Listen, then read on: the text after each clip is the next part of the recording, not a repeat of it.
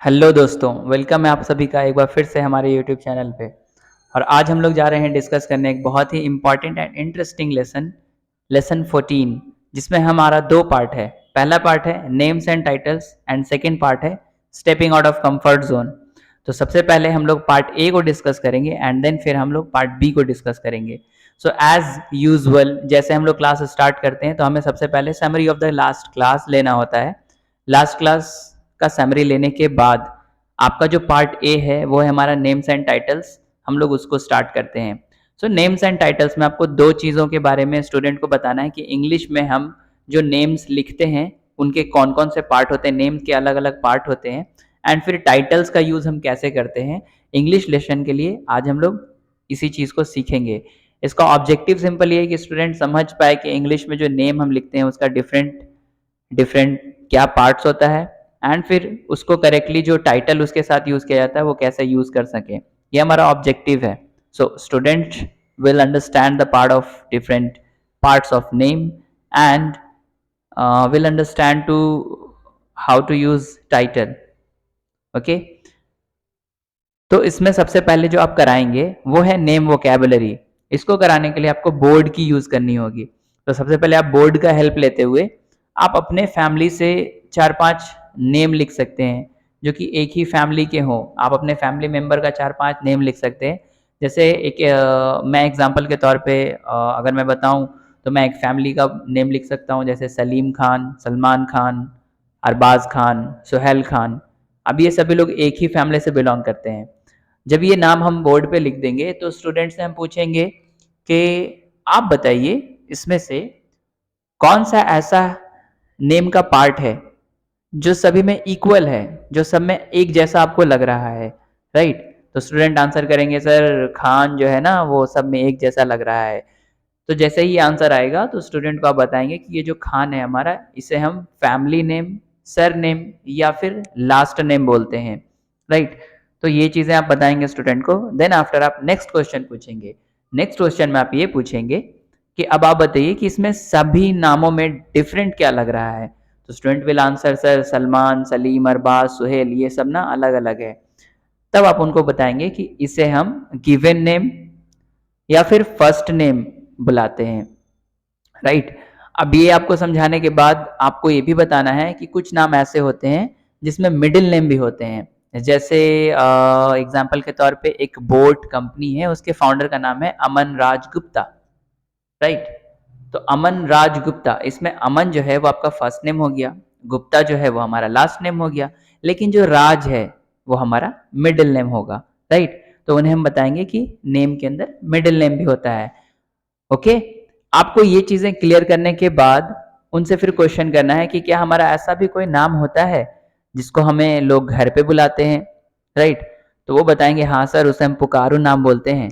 तो पुकारू नाम जो होता है उसे हम इंग्लिश में निकनेम भी बोलते हैं। जैसे विराट कोहली को लोग चीकू बुलाते हैं, राइट। जैसे मैंने एग्जांपल लिया था सलमान खान का, तो सलमान खान को भी लोग सल्लू बुलाते हैं, है ना। तो सल्लू या फिर विराट कोहली के लिए चीकू या फिर महेंद्र सिंह धोनी के लिए माही, ये सभी निक नेम है, ठीक है। तो इन सभी को हम क्या बोलते हैं, nickname. Okay, then after आप उनसे और भी क्वेश्चंस कर सकते हैं नेम से रिलेटेड।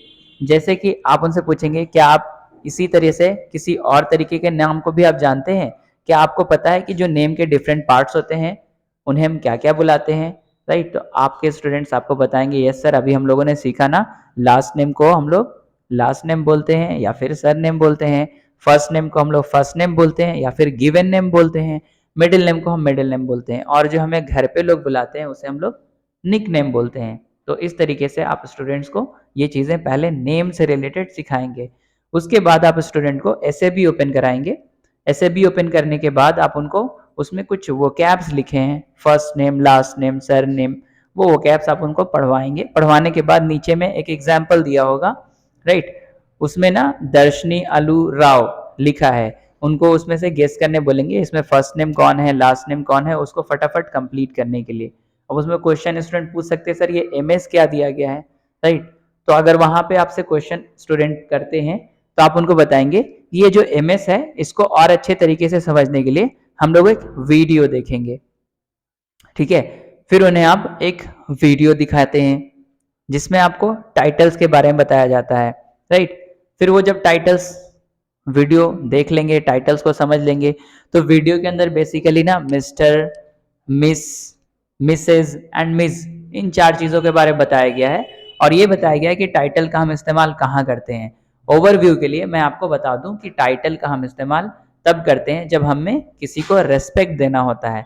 जब भी हम किसी को रेस्पेक्ट से बुलाते हैं तो हम लोग टाइटल का इस्तेमाल करते हैं ताकि हम सामने वाले को रेस्पेक्ट दे सके। और ये इसका यूज़ अक्सर फॉर्मल जगहों पे होता है। इनफॉर्मल में तो हम अपने दोस्तों के साथ कभी भी टाइटल का यूज़ नहीं करते, अक्सर ही नहीं करते हैं, ठीक है। तो जहाँ पे भी फॉर्मल प्लेसेस हो वहाँ पे हम लोग टाइटल का इस्तेमाल करेंगे। लेकिन वीडियो के अंदर कुछ बातें हैं, कुछ एक्स्ट्रा बातें मैं आपको बता दूं। जैसे मेल्स में हम लोगों को वीडियो में बताया जाता है कि मिस्टर का यूज़ होता है, लेकिन मेल के लिए एक और टाइटल का भी यूज़ होता है जिसे हम बोलते हैं मास्टर। तो 16 साल से कम उम्र के जो भी बेसिकली बॉयज़ होते हैं उनके साथ हम लोग मास्टर का यूज़ करते हैं, राइट। और 16 साल से ऊपर के जो भी एज के लोग होते हैं, एज ग्रुप के लोग होते हैं, उन्हें उनके साथ हम मास्टर का इस्तेमाल कर मिस्टर का इस्तेमाल करते हैं, सॉरी। 16 साल से ऊपर वाले के साथ हम लोग मिस्टर का इस्तेमाल करते हैं और 16 साल से नीचे के साथ मास्टर का, राइट। लेकिन ब्रिटिश की तरफ अगर जाते हैं, इंग्लैंड में या लंदन में, इन सारे जगहों पे 12 साल से कम उम्र के बॉयज़ को मास्टर कहा जाता है। 12 साल से ऊपर के आप जैसे ही होते हैं तो आपको लोग वहाँ पे मिस्टर कह के बुलाते हैं। तो सम चीज़ें, कुछ चीज़ें ऐसी हैं जो एरिया वाइज भी डिफ़र करती हैं, राइट। तो बॉयज़ में तो ज़्यादा प्रॉब्लम नहीं है, लेकिन फीमेल्स में समझने में थोड़ा कन्फ्यूज़न होता है। तो फीमेल्स में 3 चीज़ें हैं, miss, Mrs and miss, right. तो मिस हम उनके लिए इस्तेमाल करते हैं जो अनमैरिड हो, चाहे वो 2 साल की हो, चाहे वो 5 साल की हो, चाहे वो 50 साल की हो। अगर वो अनमैरिड हैं तो उनके साथ हम मिस ही बोलेंगे। अगर आप मिस नहीं बोलकर आप उनको अगर मिसेज बोल देते हैं तो मे भी वो सैंडल लेके आपको दौड़ा सकती हैं, ठीक है।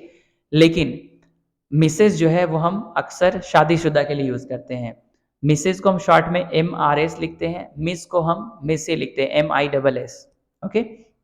तो अगर आपको ऐसा कंफर्मेशन है कि वो शादीशुदा हैं तभी आप उनको मिसेस कह के बुलाएंगे। अदरवाइज अगर वो शादीशुदा नहीं है और आप उनको मिसेस कह के बुलाते हैं तब भी वो आपको सैंडल लेके दौड़ा सकती हैं, ठीक है। नेक्स्ट आता है, आप कभी कभी ना नए लोगों से मिलते हैं और नए लोगों में अगर आपको कन्फ्यूज़न हो कि वो मिस हैं या फिर वो मिसेज हैं, अगर आप श्योर नहीं है कि वो शादीशुदा हैं या नहीं है, उस कंडीशन में आप मिस का इस्तेमाल कर सकते हैं, MIZ, मिस, राइट। लेकिन इसको शॉर्ट में हम लोग MS डॉट लिखते हैं।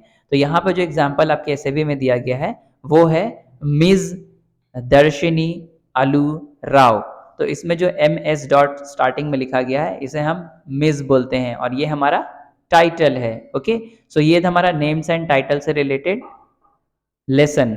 अब लास्ट में ना स्टूडेंट को प्रैक्टिस के तौर पे आप अपने नाम के साथ एक एसएबी में एक्सरसाइज दिया गया है जो अपने नाम के साथ यूज करके वो उसको फिलअप कर सकते हैं। फॉर एग्जाम्पल, अगर किसी स्टूडेंट का नाम है रोहित कुमार और उसका एज 18 ईयर्स है तो वो रोहित कुमार रोहित फर्स्ट नेम में लिखेगा एंड सेकेंड नेम में वो कुमार लिखेगा एंड टाइटल में वो मिस्टर लिखेगा क्योंकि उसका एज 18 ईयर्स है। और हमारे एफए के अंदर ना अक्सर स्टूडेंट 18 प्लस ही आते हैं, राइट। तो ये था आपका नेम्स एंड टाइटल्स का लेसन। इस तरीके से आप नेम्स एंड टाइटल्स को कंडक्ट कर सकते हैं, okay. Then after next part जो पार्ट बी है, stepping out of comfort zone, उसको स्टार्ट करने से पहले हमें बीच में एक एनर्जाइजर कराना होता है जिसका नाम है पिंक टो, राइट। नाम में ही लिखा है कि ये गेम क्या है। पिंक मतलब एक कलर का वर्ड और टो मतलब पैर का अंगूठा, तो ये बॉडी का एक पार्ट है।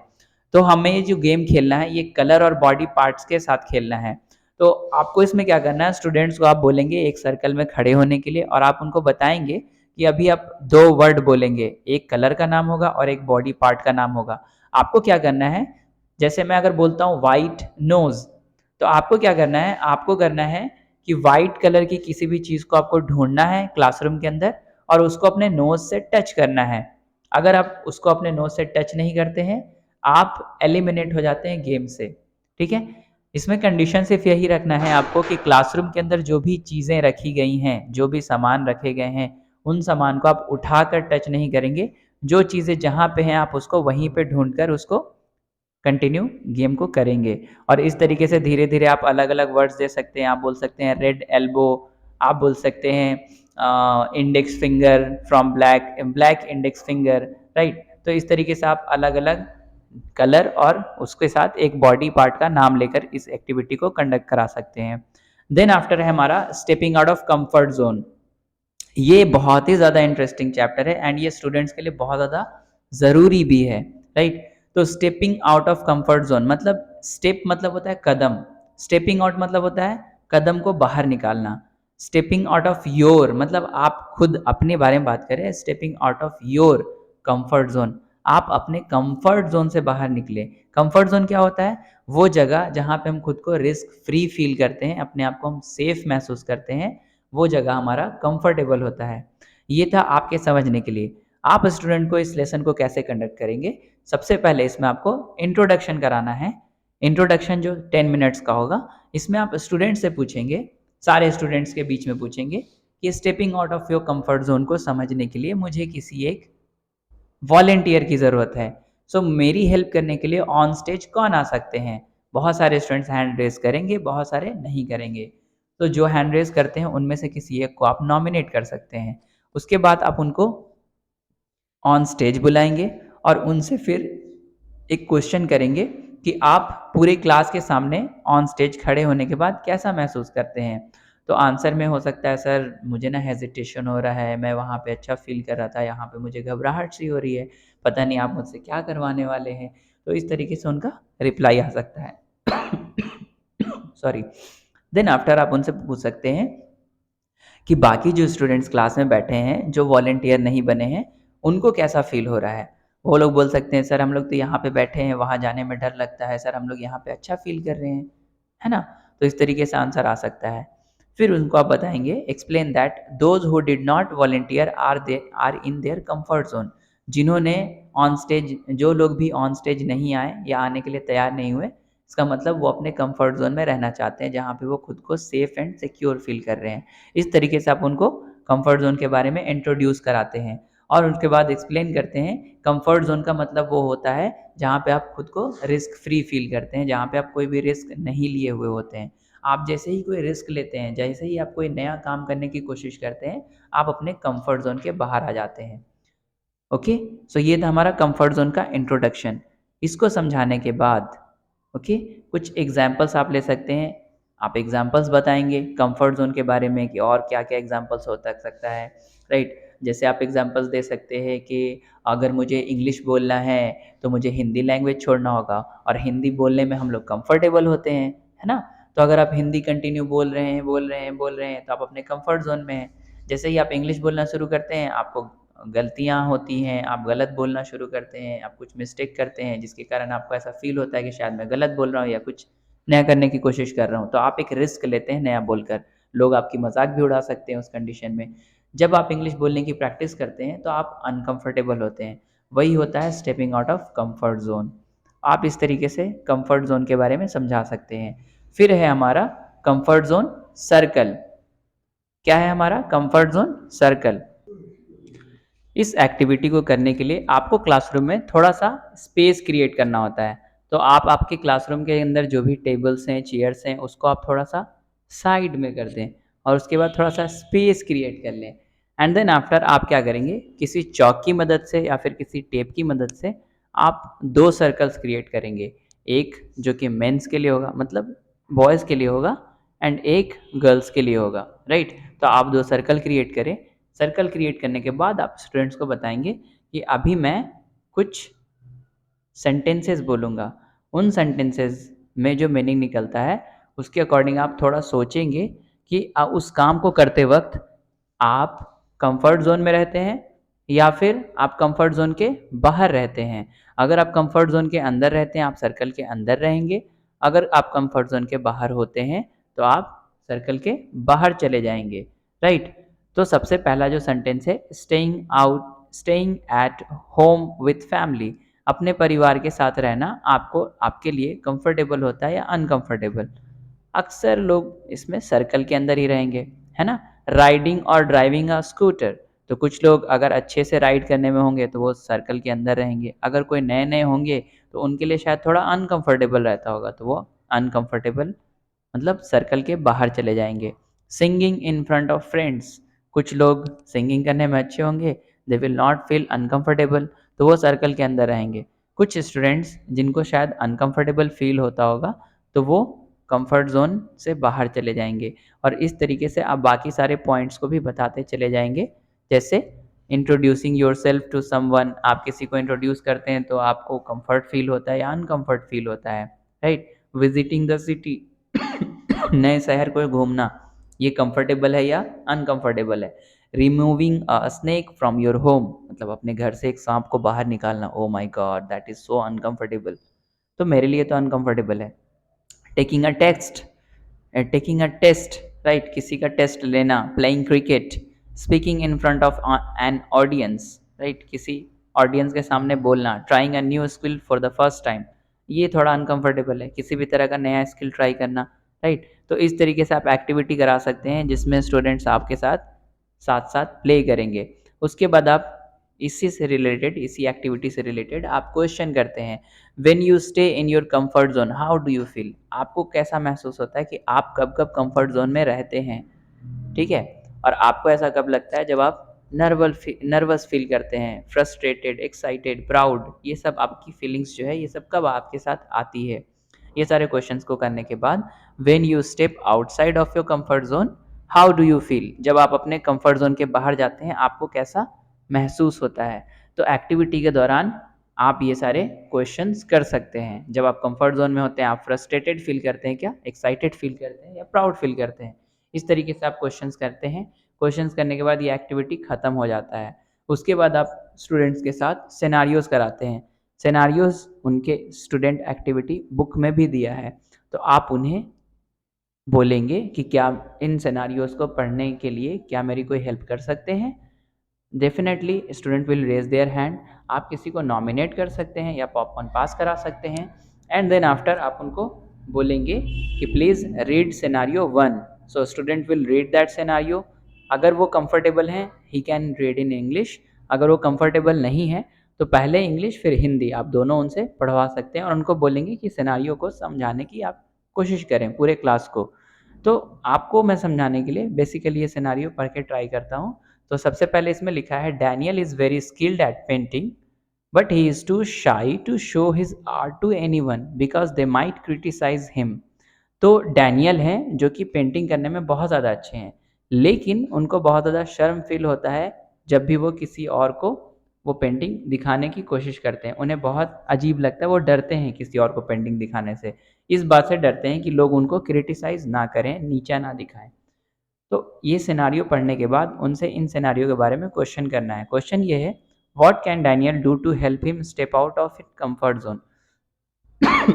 तो आपको उनसे ये पूछना है कि डैनियल जो है वो क्या कर सकते हैं कि वो अपने कंफर्ट जोन से बाहर निकल सकें, वो खुद की मदद कैसे कर सकते हैं। Students will give many kind of ideas. In my opinion Daniel ऐसा कर सकते हैं कि वो अपनी पेंटिंग्स को बनाकर सभी लोगों से छुपाकर कहीं पे एक जगह पे लगा सकते हैं, चिपका सकते हैं या खड़े कर सकते हैं। लोग जब उनकी पेंटिंग को देखेंगे तो वो छुपकर देख सकते हैं कि उनकी पेंटिंग को देखने के बाद लोग उस पे क्या कमेंट्स कर रहे हैं, क्या वो अच्छा बोल रहे हैं या बुरा बोल रहे हैं। इस तरीके से डैनियल को थोड़ा-सा कॉन्फिडेंट बिल्डअप होगा अगर उनकी पेंटिंग अच्छी होगी तो। What small steps could he take, जैसा कि मैंने ये बताया वो ऐसा कर सकते हैं। What could help him feel more comfortable taking a risk, तो इस तरीके से वो कंफर्टेबल भी रह सकते हैं किसी को छुपा के पेंटिंग दिखाकर, right. How could Daniel benefit from stepping out of his comfort zone to show his art work. तो मैंने तीनों का आंसर आई थिंक एक ही एग्जाम्पल में दे दिया है, तो इस तरीके से वो कर सकते हैं। सिनारियो 2 के लिए फिर किसी और को नॉमिनेट करेंगे एंड देन आफ्टर फिर उनको बोलेंगे सिनारियो 2 पढ़ने के लिए। तो जो सिनारियो 2 है हमारा, Pinky wants to apply to AIIMS university, her family supports this decision but she is nervous too about living in the city away from her family. Okay, तो पिंकी हैं जो कि एम्स यूनिवर्सिटी के लिए अप्लाई करना चाहती हैं। अब यहाँ पे ना क्वेश्चन आपसे स्टूडेंट्स कर सकते हैं, sir what is AIIMS. So AIIMS stands for all India institute of medical science. तो ये एक मेडिकल साइंस का जो एम्स हॉस्पिटल अक्सर लोग समझते हैं, इसमें मेडिकल स्टडीज़ भी होती है। तो पिंकी उस यूनिवर्सिटी के लिए अप्लाई करना चाहती हैं। उसके फैमिली इस बात के लिए सपोर्ट कर रहे हैं, उनके फैमिली इस बात के लिए तैयार है, लेकिन पिंकी अनकंफर्टेबल फील कर रही है कि उसको बाहर जाना होगा, नए शहर में जाना होगा, नए लोगों के बीच रहना होगा। इस बात को लेकर वो थोड़ा नर्वस है, तो वो क्या कर सकती है, राइट? तो इसके लिए क्वेश्चन है, what Pinky can do to help her step out of her comfort zone. Comfort zone से बाहर आने के लिए पिंकी अपनी मदद कैसे कर सकती है? सो बेसिकली पिंकी क्या कर सकती है, अपने किसी फैमिली मेम्बर्स को कांटेक्ट कर सकती है कि क्या कोई वहाँ रिलेटिव रहते हैं, अगर नहीं तो वो अपने फैमिली मेम्बर्स में से किसी एक के साथ वहाँ जा सकती है, कुछ दिनों के लिए स्टे कर सकती है, वहाँ का माहौल कैसा है, एनवायरनमेंट कैसा है, उन सारी चीज़ों को समझ लेती है। उसके बाद अगर वो कंफर्टेबल फील करती है 1 वीक के बाद, तो वो फिर अकेले भी वहाँ पे रहने में कंफर्टेबल हो जाती है। तो इस तरीके से वो स्मॉल स्टेप्स ले सकती है, जिससे वो step out of comfort zone में जा सकती है। ठीक है? तो आज का हमारा यही लेसन था। देन आफ्टर स्टूडेंट्स का ये जो लेसन है, इसको हम लोग रैप अप करते हैं। रैप अप करने के बाद ओके, सो रैप अप करते हैं। रैप अप करने के बाद स्टूडेंट को एक्सप्लेन भी करते हैं रैप अप में। You will get most of out you will get the most out of your time with FEA. If you are willing to step out of comfort zone, you can get better at stepping out of your comfort zone with practice.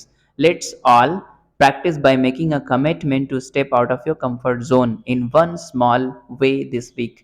तो SAB के अंदर एक और exercise है, जिसमें हम लोग commitment करते हैं कि नेक्स्ट वीक तक के लिए हम किस चीज़ पे कमिटमेंट करेंगे, कि हम बार-बार उस चीज़ को करने की कोशिश करेंगे। तो स्टूडेंट में हमारे क्लासरूम में ना डिफरेंट डिफरेंट स्टूडेंट्स होते हैं। बहुत सारे स्टूडेंट होते हैं जो शाई होते हैं, आंसर नहीं करना चाहते हैं, तो वो लिख सकते हैं, sir I will try to participate in every class at least one time. और इस तरीके से वो बहुत सारे कमिटमेंट्स कर सकते हैं, जिनसे वो बार-बार अपने आप को स्टेप करेंगे आउट ऑफ कंफर्ट ज़ोन। तो ये था हमारा आज का लेसन। आई होप आप सभी लोगों को ये लेसन क्लियर हुआ होगा, समझ आया होगा, एंड आई होप कि ये वीडियोस आपको काफ़ी ज़्यादा हेल्प कर रही होंगी। तो बने रहिए हमारे चैनल के साथ, इसी तरीके से आगे भी हम लेसन्स अपलोड करते रहेंगे और आपके साथ डिस्कस करते रहेंगे। और माइंड मैप्स बनाने के लिए आप ये पूरा लेसन ना नोट डाउन करें, इसके जो मेन पॉइंट्स हैं आप उनको नोट डाउन कर सकते हैं। फॉर एग्जाम्पल मैं आपको बता सकता हूँ, जैसे पार्ट ए जो हमारा था, उसमें हम लोग सबसे पहले summary of the last class ले सकते हैं। उसके बाद आप लिख सकते हैं नेम्स एंड टाइटल कराना है, जिसमें बोर्ड की मदद लेकर के आप लिख सकते हैं right names on board and make them understand. फिर आप उनको लिख सकते हैं वो कैब्स इन SAB। ओके, देन आफ्टर आप लिख सकते हैं title video. Okay, correct title के बारे में बता सकते हैं। फिर उसके बाद आस्क क्वेश्चंस है, तो क्वेश्चंस आपको लिखना होगा अपने माइंड मैप के अंदर, क्योंकि क्वेश्चंस ना अक्सर लोग भूल जाते हैं। क्वेश्चन आप नोट डाउन कर लें। प्रैक्टिस एक्टिविटी, देन एनर्जाइजर पिंटो। देन आफ्टर आप लिख सकते हैं stepping out of comfort zone, उसमें एक्सप्लेनेशन है। एक्सप्लेनेशन के बाद आप लिख सकते हैं comfort zone circle activity, and then after आप लिख सकते हैं scenarios and then wrap up. तो ये हमारा पूरा लेसन का जो हो वो माइंड मैप है, वो तैयार हो जाता है। Okay, thank you everybody.